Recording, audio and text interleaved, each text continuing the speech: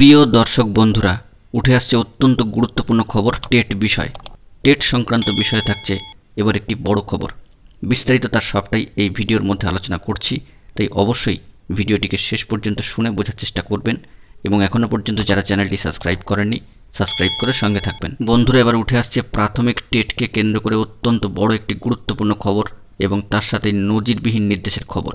এবার নজিরবিহীন নির্দেশ দিচ্ছেন সম্মানীয় বিচারপতি অভিজিৎ গঙ্গোপাধ্যায় মহাশয়। প্রাথমিক শিক্ষা পর্ষদের তথ্য অনুযায়ী টেট ফেল করেছেন এক চাকরি প্রার্থী, যদিও আসল ওএমআর সামনে আনতে পারেনি পর্ষদ। এরপরেই টেটে কম পেয়েও পাস ঘোষণা করা হলো। বিরাট নির্দেশ এবার সম্মানীয় বিচারপতি অভিজিৎ গঙ্গোপাধ্যায়ের। বেনিফিট অব ডাউটে খারিজ করে দিলেন তিনি। টেটে মাত্র 68 নম্বর পেয়েছেন সংরক্ষিত প্রার্থীদের ক্ষেত্রে এবং 82 পেলেই কিন্তু পাস। যদিও নজিরবিহীনভাবে এবার 68 প্রাপককেই পাস ঘোষণা করল মহামান্য কলকাতা হাইকোর্ট। বেনিফিট অব ডাউটে খারিজ প্রাথমিক বোর্ডের যুক্তি।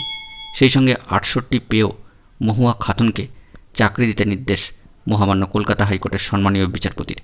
এমনই নির্দেশ দিয়েছেন বিচারপতি অভিজিৎ গঙ্গোপাধ্যায় মহাশয়। 2016 সালের নিয়োগ প্রক্রিয়ায় মামলাকারী বাদড়িয়ার মহুয়া খাতুন। বিষয়টি হলো এরকম যে আসল ওএমআর নষ্টের দায় প্রাথমিক শিক্ষা পর্ষদের, এমনই মনে করছেন সম্মানীয় বিচারপতি।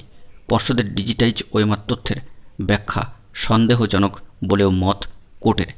এরপরই ওই চাকরি প্রার্থীর 2014 সালের নিয়োগ প্রক্রিয়ায় অংশগ্রহণের সুযোগ দিলেন মহামান্য কলকাতা হাইকোর্টের সম্মানীয় বিচারপতি অভিজিৎ গঙ্গোপাধ্যায় মহাশয়।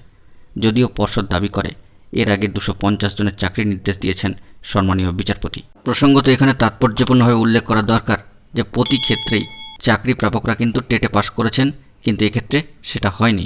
যদিও মহামান্য কলকাতা হাইকোর্ট মনে করছেন যে আসল ওএমআর দেখাতে না পারাটাও পর্ষদের বিপক্ষে যাচ্ছে।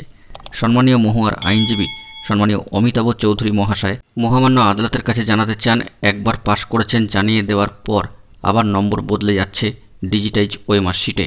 এই নম্বর কেন মানবেন তার মক্কেল।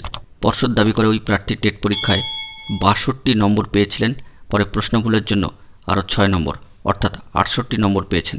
যদিও মহামান্য আদালত বলে যদি এটাই হয় তাহলে ওই প্রার্থীকে কেন 2020 সালের নিয়োগ প্রক্রিয়ায় অংশগ্রহণের সুযোগ দেওয়া হয়েছিল। 2020 সালের নিয়োগ প্রক্রিয়ায় ডাকছে, আবারও পর্ষদ বলছেন পাশ করেনি, এটা সন্দেহজনক। এরপরই তিনি পর্ষদের ভূমিকা নিয়ে সন্দেহ প্রকাশ করেন এবং নজিরবিহীন নির্দেশ দেন সম্মানীয় বিচারপতি অভিজিৎ গঙ্গোপাধ্যায়।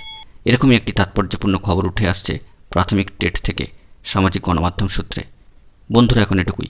সকলে ভালো থাকবেন ও চ্যানেলটিকে এখনই সাবস্ক্রাইব করে সঙ্গে থাকবেন। ধন্যবাদ।